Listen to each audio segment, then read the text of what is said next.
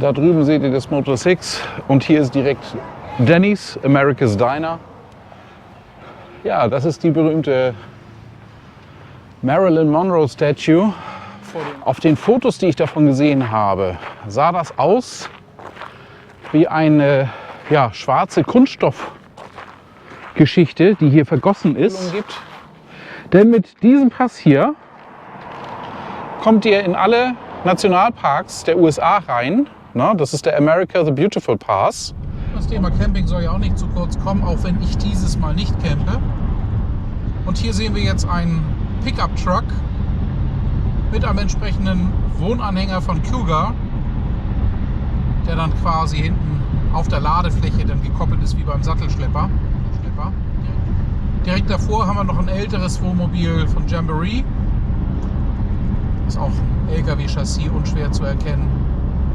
Zwillingsreifen hinten auf der Hinterachse. Das sind schon große Autos, was einer der Gründe gewesen ist, weshalb ich mich dagegen entschieden habe, diesen Urlaub jetzt auch hier mit einem Mietcamper zu bestreiten. Denn es ist dann doch zum Teil hinderlich mit diesen Fahrzeugen. Ihr kommt in die Parkhäuser nicht rein. Ich habe dann doch nachher zum Ende hin so einen kleinen Schwerpunkt im Großraum Los Angeles. Da wäre das dieses Mal sehr, sehr hinderlich gewesen mit einem Wohnmobil der Mietkategorie. Und es ist ohnehin so, dass ihr hier ja dann auch Campingplätze braucht, die sind so eklatant teuer zum Teil hier in dem Großraum Los Angeles und an der Küste entlang und an den Nationalparks, dass man sagen muss, also mit einem guten Motel ist man da manchmal deutlich günstiger bedient und der Mietwagen kostet halt auch nur die Hälfte höchstens von dem, was so ein Wohnmobil in der Miete dann kostet. Ist also durchaus eine gute Alternative, da auch einfach mal eine Mietwagen-Rundreise zu machen.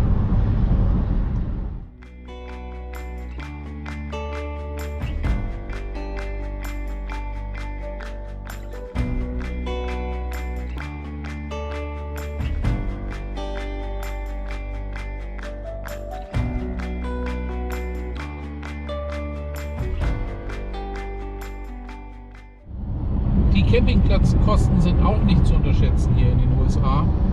Sind hier alles sehr begehrte Ziele in Kalifornien. Also die Campingplätze, die es hier in der Gegend gibt, sind eklatant teuer. Manchmal sogar deutlich teurer als ein vernünftiges, gutes Touristenklasse-Motel. Sodass man wirklich über die alternative Mietwagen-Rundreise nachdenken sollte. Speziell auch, wenn man jetzt sich Kalifornien vornimmt. Da musste ich dann doch feststellen, dass die begehrten Campingplätze, die mich auch am ehesten angesprochen hätten, zum Teil schon auch jetzt in der Nebensaison ausgebucht gewesen sind.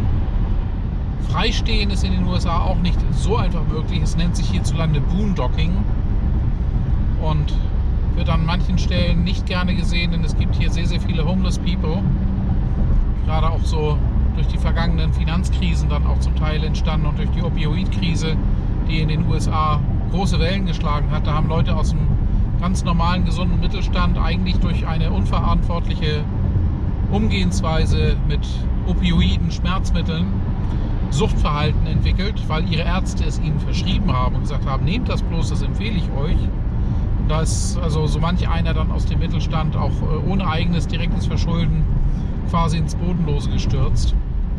Da nutze ich auch diese Reise jetzt, um mich mal wieder so ein bisschen up-to-date zu bekommen, nach der Corona-Pause mit meinen Fernreisen. Sicherlich auch mal wieder eine nette Abwechslung, da mal wieder einzutauchen. Es gibt dann noch das sogenannte Boondocking, oder allgemein wird Boondocking eigentlich auch für Freistehen hier verwendet. Ich meinte jetzt aber das Boondocking bei Walmart. Es soll so sein, dass die Walmart-Märkte das Übernachten mit RVs, Recreational Vehicle, dafür steht RV, also RV, das sind Wohnmobile im weitesten Sinne, dass das durchaus bei Walmart gestattet ist, aber man soll sich dann nach den einschlägigen Einträgen in den Foren jeweils im Markt erkundigen, ob es an den konkreten Walmart, an dem man das vorhat, dann auch akzeptiert ist. Manchmal gibt es sogar Ver- und Entsorgungsmöglichkeiten im Bereich des Walmarts. Das könnte sicherlich nochmal eine Idee sein. Das ist eines der typischen Bilder für mich in Los Angeles. Da gehen die Highways in Brücken gestapelt übereinander weg. Das hier ist ja noch harmlos. Aber hier kreuzt sich so einiges.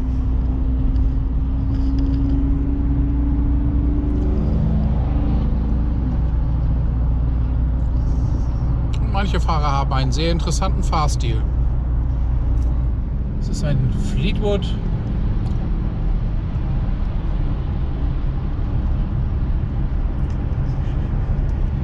Im Hintergrund die Berge. Es ist schon ein Traumanblick hier.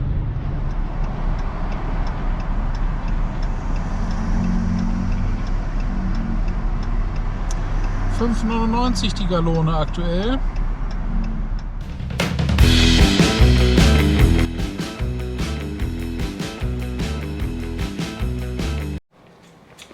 Das ist ein typisches Motel 6 Hotelzimmer.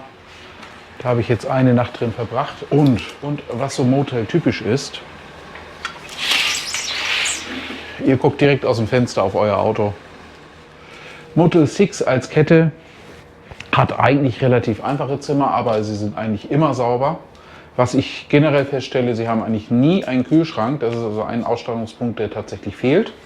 Aber sie sind dafür meistens relativ preisgünstig, gut gelegen, verkehrstechnisch günstig gelegen. Meistens irgendwo in Highway-Nähe, dass man dann also auch schnell wieder weiterkommt. Für ein One-Night-Stopover optimal geeignet. Und man hat saubere Zimmer, sauberes Bad. Das ist das, woraus es für mich ankommt. Dann kann ich jetzt die Karte vorne an der Rezeption wieder abgeben für den Checkout. Und günstigerweise, das habe ich auch schon öfter festgestellt, ist direkt gegenüber von dem Motel 6 ein Denny's Restaurant. Und auch das ist ein Tipp für euch. Die Sonne strahlt mich schon wieder an und die hat eine Kraft. Herrlich. Also das hier ist North Palm Springs Motel 6.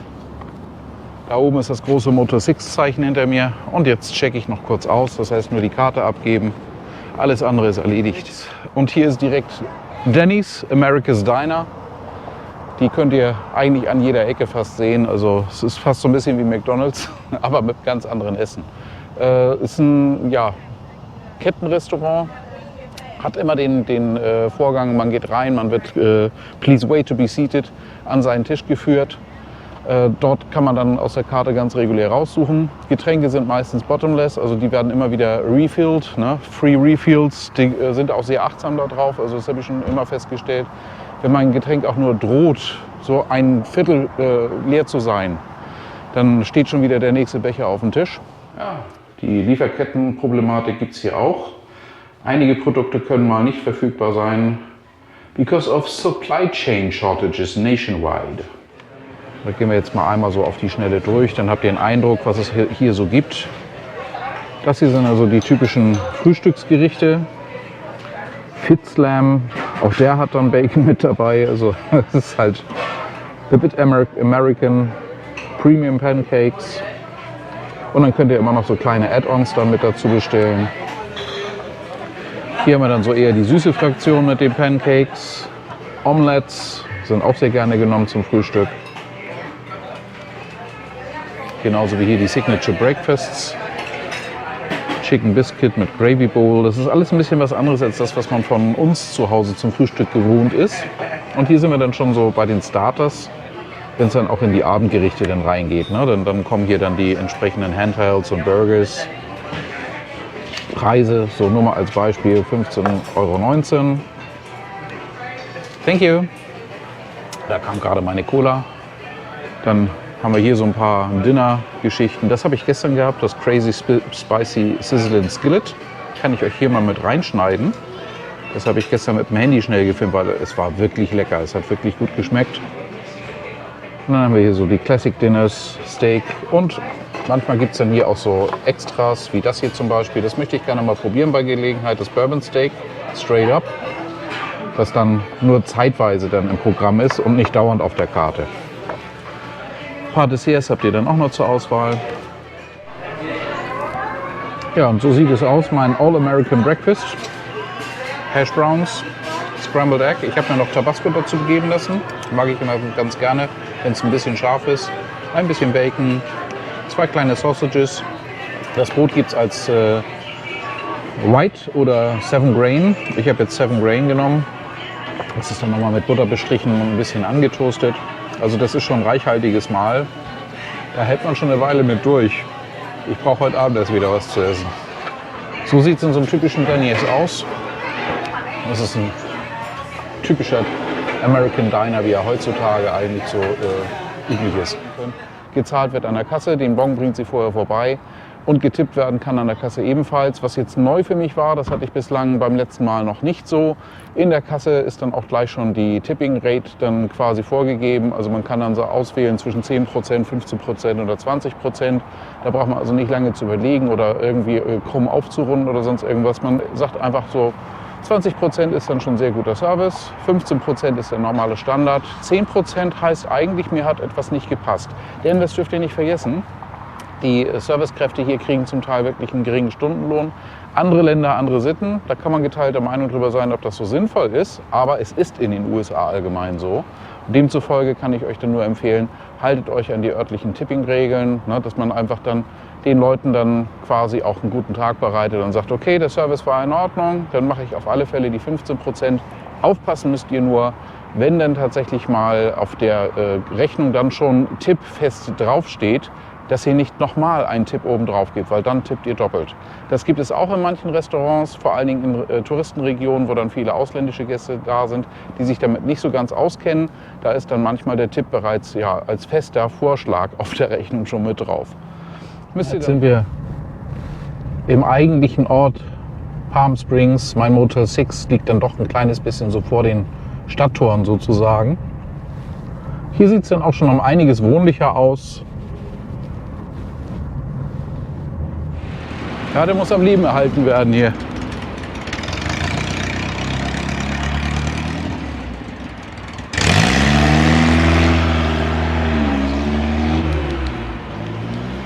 Und schon sind wir da einem der ersten Ausstellungsstücke. I Love Lucy, Lucy Ricardo.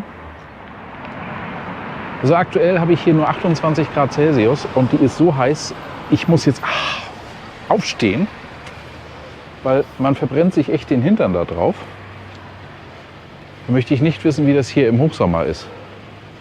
Da wird man wahrscheinlich dann tatsächlich Verbrennung davon tragen, vor allem wenn man kurze Hosen anhat. Ja, wir sind jetzt auf dem Tahquitz Canyonway. Der ist dann auch bekannt als der Walk of Fame. Ihr seht hier schon die Sterne. Der mal nicht auf dem Hollywood Boulevard ist. Einen, den ihr vielleicht kennt, ist Sonny Bono. Das ist der Sonny von Sonny and Cher. Der ist hier in Palm Springs auch der Bürgermeister gewesen und hat hier unter anderem dann auch einen entsprechenden Stern bekommen. Ansonsten ist die Stadt sehr der Kunst zugetan, wie man hier auch an den Bänken sehen kann. Palm Springs ist gerne auch genutzt worden als Domizil für viele Hollywood-Stars. Denn es hat wohl damals so etwas gegeben, wer in den Studios quasi unter Contract stand, also unter Vertrag stand, der hatte eine sogenannte 2-Stunden-Regel häufig in seinem Vertrag drin, dass er binnen 2 Stunden die Studios erreichen können musste. Und da lag Palm Springs gerade eben noch in der Reichweite, sodass sich hier aufgrund des trockenen, guten Klimas viele Stars niedergelassen hatten. So hat unter anderem auch Archibald Leach hier sein Haus gehabt, ganz berühmt, also eines seiner Häuser. Hat sich wohl sehr gerne hier aufgehalten. Jetzt fragt ihr euch, wer ist Archibald Leach? Ihr kennt ihn besser unter dem Namen Cary Grant. So hat sich Archibald Leach den Vornamen Cary noch selber aussuchen können. Den Nachnamen Grant hat man dann eine Liste entnommen, die im Studio an geeigneten Nachnamen für Künstlernamen dann schon vorbereitet hatte. Und so wurde aus Archibald Leach Cary Grant. Wir kennen ihn alle. Ebenso ist hier eine riesengroße Marilyn Monroe Statue. Die muss ich auch noch finden. Da muss ich auch noch hin. Und einige andere Kunstwerke sind hier dann auch aufgebaut. Aktuell. Oh, schaut mal, was ich gerade gefunden habe. Da drüben. Ist für euch ein bisschen klein, aber ich gehe da jetzt mal hin. Ja, das ist die berühmte Marilyn Monroe Statue vor dem Palm Springs Art Museum, das ihr da hinten seht. Das ist also eine der Sehenswürdigkeiten hier. Man kann sich dann natürlich auch für ein Foto mal da drunter stellen. Das ist ihre berühmte Pose auf dem Lüftungsgitter, wo sie das Kleid unten halten muss.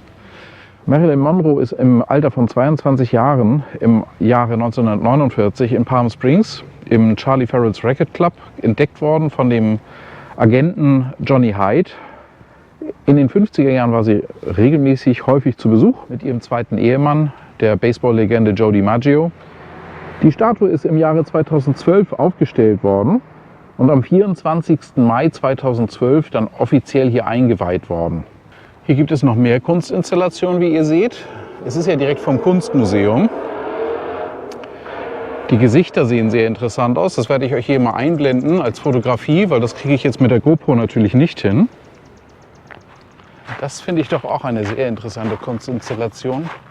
Auf den Fotos, die ich davon gesehen habe, sah das aus wie eine schwarze Kunststoffgeschichte, die hier vergossen ist. Das ist nicht der Fall. Das ist in Wirklichkeit Wasser. Aber das Becken ist komplett schwarz eingefärbt. Das sieht also so ein bisschen aus wie ein Teersee, die es hier auch im natürlichen Vorkommen tatsächlich gibt. Hier schwirren auch so ein paar Libellen drumherum, weil natürlich so eine Wasseroberfläche in einer so trockenen Gegend wie hier durchaus schon was Besonderes ist. Da haben wir also einen Malibu. Der Schriftzug Malibu ist sogar ein bisschen abgebogen, das seht ihr vielleicht an dem Schatten. Ob das jetzt jemand gewesen ist, der das eigentlich nicht hätte machen sollen und versucht hat, das zu klauen, das Malibu-Schild, oder ob das Teil der Kunstinstallation ist und so vorgesehen ist, das weiß ich jetzt natürlich nicht. Malibus habe ich öfter schon mal als Mietwagen gehabt, aber natürlich nicht so ein Modell, sondern die modernere Bauform dann davon. Dann machen wir uns mal wieder auf den Weg. Nicht zum Schwarzen Schaf. Wer sich wundert, das ist der Name meines Wohnmobils, denn mein Kanal geht ja sonst häufig über mein Wohnmobil. Jetzt ist mal eine USA-Reise dran, denn mein Kanal heißt nicht ohne Grund Travel with Me. Ich nehme euch auf meine Reisen mit und zeige euch das, was mir so gefällt, um euch vielleicht auch die eine oder andere Anregung zu geben. Das seht ihr auch regelmäßig in den USA. Große Wohnmobile mit einem angehängten Zweitfahrzeug. Towing ist erlaubt in den USA. Die Fahrzeuge müssen aber speziell vorbereitet sein, also müssen sich quasi entkoppeln lassen, dass die Achse frei läuft. Aber das sieht man häufig hier. Da haben wir gleich direkt den nächsten, einen Tiffin Allegro.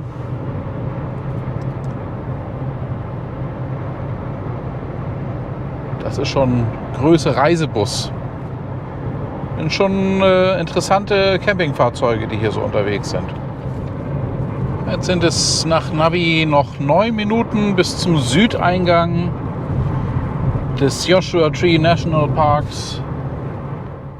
Jetzt sind wir angekommen am Joshua Tree National Park. Was ich euch dringend als Tipp gebe, achtet allgemein, wenn ihr in den USA unterwegs seid, immer darauf, dass ihr genug Sprit im Tank habt. Die Distanzen sind zum Teil sehr, sehr groß. Gerade auch Kalifornien nach Nevada rüber gibt es große Strecken, die einfach nur Wüstencharakter haben, wo es keine Ortschaften gibt. Da ist also nicht gleich immer wieder die nächste Tankstelle in der Nähe. Ich habe jetzt aktuell hier in meinem Dodge Challenger, hat jetzt aktuell eine Reichweite von 240 Kilometern. Das reicht locker, um durch den Park einmal durchzukommen. 29 Palms am Nordausgang des Parks komme ich da wieder raus. Liegt ungefähr in 45, 46 Meilen Entfernung. Das heißt, ich habe mehr als genug Reserve. Was ihr auch immer mitnehmen solltet, ist genug Wasser. Dann habe ich noch einen ganz tollen Tipp für euch. Wenn ihr in den USA unterwegs seid, und es ist fast egal in welcher Region, dann besorgt euch den America the Beautiful Pass. Ich habe den hier. Denn mit diesem Pass hier kommt ihr in alle Nationalparks der USA rein. Das ist der America the Beautiful Pass. Und mit diesem Pass habt ihr dann nämlich freien Eintritt, braucht nichts mehr extra zu bezahlen. Ein Pkw mit allen Insassen ist dabei dann immer frei. Der gilt immer für ein volles Jahr. Also dieser hier ist jetzt für das Jahr 2023 ausgestellt, Ablauf, und läuft im Juni ab. Das ist diese kleine Stanzung, die hier drin ist. Er kostet 80 US-Dollar und auf der Rückseite ist jetzt so ein kleines Unterschriftenfeld. Schreibt dort schön klein. Denn dieser Pass ist übertragbar. Ihr könnt ihn also entweder in der Familie, wenn ihr weitere Familienmitglieder habt, die auch in die USA reisen wollen, dann einfach weitergeben. Ne? Die machen dann ihre zweite Unterschrift rein. Am Parkeingängen wird das manchmal kontrolliert, dass die noch ein zweites amtliches Dokument mit Unterschrift haben wollen, dass sie dann die Unterschrift mal so grob vergleichen. Meistens wurde der nur einmal kurz angeschaut und dann hieß es schon, oh, you're good to go. Also da wurde meistens kein großes Federlesen davon gemacht. Das ist gewollt, dass der übertragbar ist. Deswegen werden die auch tatsächlich bei eBay Kleinanzeigen auch regelmäßig dann angeboten, dass das zweite Unterschriftenfeld dann hier hinten noch frei ist. So tut ihr dann auch etwas Gutes, wenn ihr diesen Pass kauft für den Unterhalt aller Nationalparks. Und es ist einfach auch eine schöne Sache, weil es gibt hier unheimlich viele Nationalparks, gerade auch in der Gegend Kalifornien, Nevada, die Ecke um Yosemite oben in den Rocky Mountains und so weiter. Es ist ein großer Park mit großartigen Gelegenheiten neben dem anderen. Und man verliert einfach dann die Hemmung, dass man sagt, oh, jetzt noch Red Rock Canyon oder Valley of Fire, wenn man jetzt in Nevada unterwegs ist. Das kostet ja auch alles nochmal wieder Eintritt. Habt ihr den Pass, kostet es keinen extra Eintritt und ihr habt das alles inklusive. Man verliert damit jegliche Hemmung und nach 2, 3 Parks hat sich der Pass bereits bezahlt gemacht. Ich sehe eigentlich immer zu, wenn ich in den USA unterwegs bin, dass ich mir einen aktuell gültigen Pass vorher besorgt habe. Kann ich euch also auch nur ans Herz legen. Hier seht ihr, dass sich das sehr schnell lohnt mit dem America the Beautiful Pass. Ein Private Vehicle ist bereits bei 30 US-Dollar. Und ich habe auch schon die ersten Andenken wieder gekauft. Also das werdet ihr im schwarzen Schaf wiedersehen an einer meiner Magnettafeln von Stil.de. Schöner Magnet, wie ich finde, und auch kräftiger Magnet. Und das sind mal normale Preise. Es ist ein langärmeliges, qualitativ hochwertiges T-Shirt. Passt mit den Größen auf. Ich habe das 2XL, weil das normalerweise meine Größe wäre, rausgeholt. Da passe ich 2-mal rein. Jetzt ist das hier XL. Das finde ich passt gut. Ist ein Longsleeve. Kann man also schön die Ärmel hochschieben. Und ich werde dann auch mal versuchen, meinen eigenen Joshua Tree zu züchten in Deutschland. Das sind alles recht bezahlbare Andenken. Finde ich ganz nett. Nehmt euch auch eine Park-Map mit, denn im Park verlasst euch nicht auf das GPS.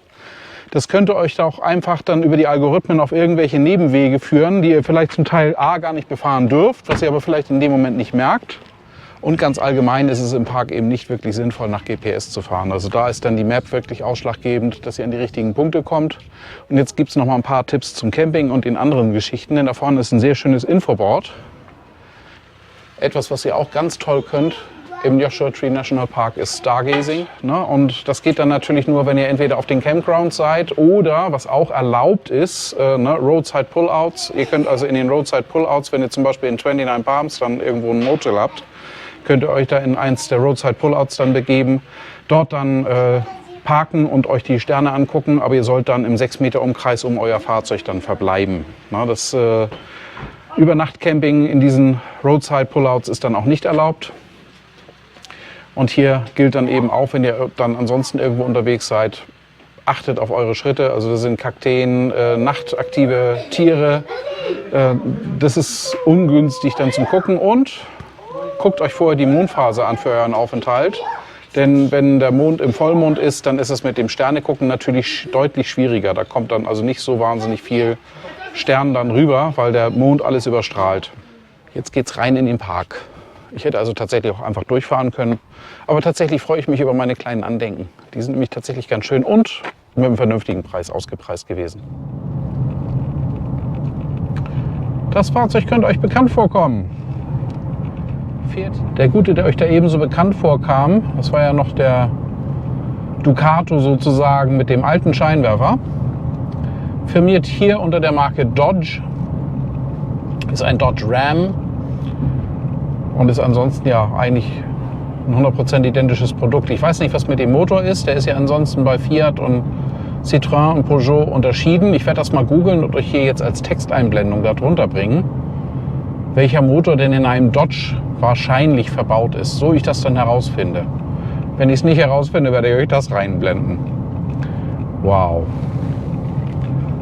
Tiefe kommt im Video nie so rüber. Aber wenn ich jetzt hier so, ich fahre jetzt gerade schön bergab, da unten ins Tal reingucke, Hammer. Die Berge im Hintergrund. Oh, eine der ersten Stopps, die wir dann auf der Südroute haben, ist hier Cholla Cactus Garden. Wenn ihr nicht dieser Vogel seid, dann solltet ihr sehr vorsichtig sein, die nicht zu berühren. Denn diese feinen Stacheln, die gehen einfach überall auch durch Kleidung durch. Da wird auch nochmal auf dem Schild vor den Kakteen an sich gewarnt, dass man die eben nicht berühren soll. Und das ist aber auch ein schöner Weg hier durchgemacht. Ah, das ist so First Aid mäßig hier.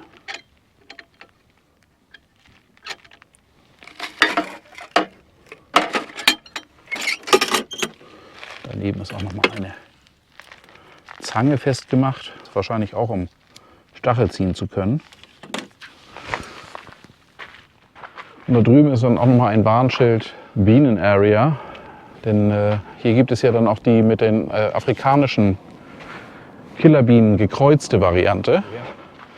Hier kommt man dann auch ganz dicht ran. Nur zu dicht möchte ich den Stacheln hier nicht kommen. Da kommt schon die nächste Blütenstufe, Ausbaustufe, da auch. Ja, so wie der Weg geführt ist, muss man schon ein bisschen die Augen aufhalten, dass man nicht doch mal einem von denen beim um die Kurve gehen zu nahe kommt. Das ist also ein schöner kleiner Rundweg, der hier angelegt ist. Also den Stop empfehle ich euch, solltet ihr einplanen, wenn ihr auf der Südroute seid. Hier ist nochmal das Warnschild. Ich denke, das ist vor allen Dingen dann, wenn es zur Kaktusblüte kommt, ein Thema. Weil dann gibt es nämlich auch ordentlich was zum Bestäuben für die Bienen. Jetzt aktuell sollte es kein Problem sein.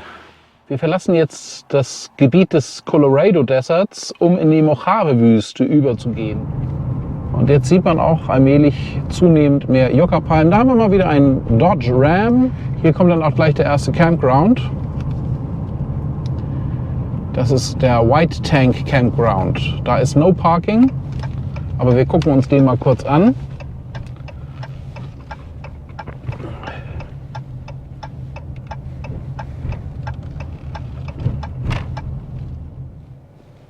Den Self-Check-In habt ihr hier vorne. Da könnt ihr dann entsprechend euer Geld einwerfen und euch hier einchecken. Hier sind dann die entsprechenden Campgrounds. Es ist keine Parking-Zone. Hier darf man also tagsüber nicht parken. Einige machen es offensichtlich trotzdem. Toilette wäre ganz nett. Und für eine Toilettenpause werde ich das jetzt auch nutzen. Hier sieht es auch danach aus, dass man hier mal kurz stehen kann. Da werden wir es dann auch einfach mal schnell tun.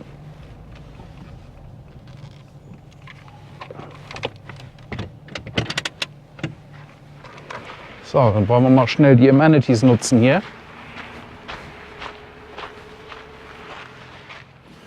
Wichtiger Hinweis hier, mit Kojoten solltet ihr euch besser nicht anfreunden. Die brauchen kein Futter von uns. Wenn man sie füttert, erhöht das nur die Wahrscheinlichkeit dafür, dass sie überfahren werden, weil sie sich den Straßen und den Camps nähern, dass sie ihre Angst vor Menschen verlieren oder dass sie direkt vom Essen krank werden. Denn das, was wir an zubereiteter Nahrung haben, ist nicht gesund für sie.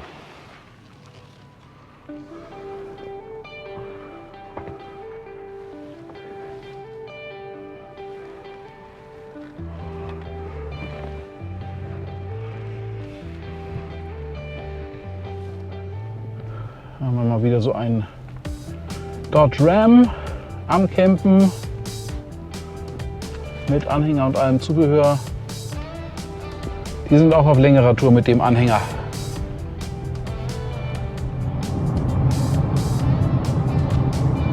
Und zack ist es soweit. Nur wenige Meter weiter und ich habe hier plötzlich richtige Joshua Trees. So wie diese hier am Straßenrand, die richtig groß sind. Die abenteuerliche Yucca-Palme. In diesem Fall ist es dann der Joshua Tree. Joshua Trees werden im Mittel eigentlich so 150 Jahre alt. Wobei einige Exemplare hier im Park auch geglaubt wird, dass die durchaus auch 300 bis 500 Jahre alt sein können. Der größte Joshua Tree hier im Park ist 39 Fuß hoch und 9 Fuß im Stammumfang. Was schon sehr beachtlich ist. Es fängt leider an, sich so ein bisschen zu bewölken da hinten. Ich hoffe mal, dass das noch durchzieht. Wenn ich nachher eine geschlossene Wolkendecke habe, dann wird das mit dem Sonnenuntergang auch nichts Richtiges. Aber hier haben wir da mal so ein größeres Exemplar ganz von dichten. Und das war noch ein kleiner, weil hier haben wir jetzt ein entsprechend größeres Exemplar. Der hat schon so anständige Baumgröße. Und das, obwohl auch der schon erkennbar ein hartes Leben gehabt hat. Also die Verletzung hier im Stamm, die hat er überstanden. Da ist ein Arm abgebrochen, da ist ein Arm abgebrochen, da oben ist ein Arm abgebrochen. Ob alles, was hier rumliegt, von diesem Baum stammt, kann ich jetzt nicht sagen. Aber es könnte tatsächlich sein. Denn ich sehe hier außer da hinten dem umgekippten Joshua Tree keine weiteren Bäume, die jetzt erkennbar irgendwo Verletzungen und abgebrochene Arme haben hier auf der Ecke.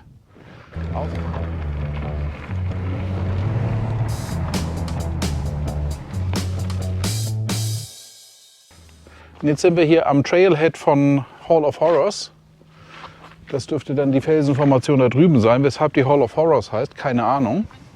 Ja, ich glaube, die eigentliche Hall of Horrors könnte schwierig werden, die zu erreichen, weil das ist ein Climbing Access Trail zum Hall of Horrors. Stay on Designated Trails. Bin ich ja mal gespannt, was da jetzt gleich so als Climbing Trail kommt. Aber hier wird dann auch vor den Rodents, in dem Fall vor dem Eichhörnchen gewagt. Die gehen durch eure Backpacks durch, weil sie wissen, da ist was zu futtern drin.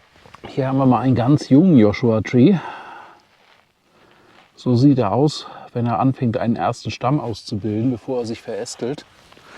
Zweite Stufe des Joshua Trees. Der hat jetzt schon ordentlich Höhe gewonnen.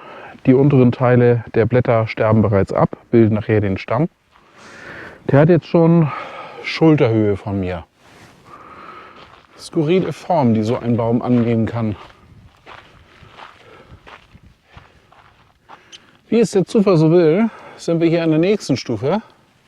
Hier hat sich ein Hauptstamm ausgebildet, der inzwischen schon abgestorben ist. Und ein Seitenarm, ein zweiter Seitenarm, ein dritter Seitenarm geht gerade so ein bisschen raus.